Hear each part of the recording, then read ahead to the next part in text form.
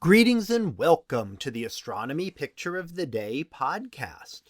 Today's picture for November 12th of 2025 is titled A Super Lunar Corona. So what do we see here? Well, here we see an image of the full moon, and you can see it hiding there around, or within, I should say, the corona around it. Now, a lunar corona has nothing to do with the moon except that it's associated with the moon's light. So it's the moon's light traveling through our atmosphere. So really, the corona is an atmospheric effect caused by clouds in Earth's atmosphere.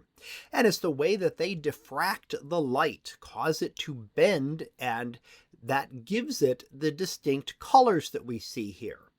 Why do we get the colors? Well, light, as we see it as white light, is made up of all the colors of the rainbow, red through violet. And each of those has different wavelengths. So violet closer into the moon here are the shorter wavelengths, and then the red on the outer region would be the longer wavelengths. And each wavelength will diffract differently as it goes through the cloud. So within the cloud, there are various droplets of water. And those water droplets are what are doing the diffraction. They are causing the change in the path of the light. And that gives us the different colors. And again, it's the amount depends on the wavelength of the light. So essentially, it's acting like a prism. It is splitting up the light into its component colors. And that gives us the kind of pattern that we see here today. Now, interestingly enough, diffraction is something that we can measure, but it is not something you can usually see with the unaided eye. This is one of the few cases where diffraction can be seen, and the effects of diffraction can be seen with the unaided eye.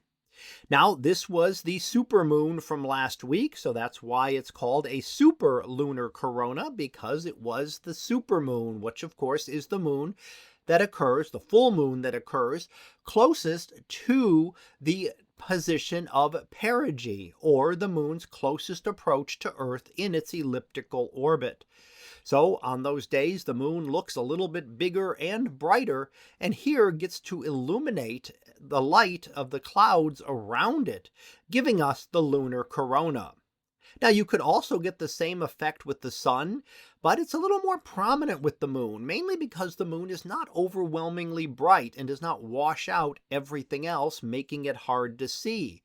So when it's the moon, there's enough light there to give the distinct diffraction pattern that we're seeing, but not enough to overwhelm and block out everything to still allow us to see some of the detail, as we see in our image today.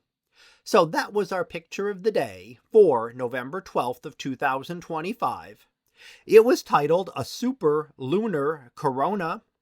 We'll be back again tomorrow for the next picture. So until then, have a great day, everyone, and I will see you in class.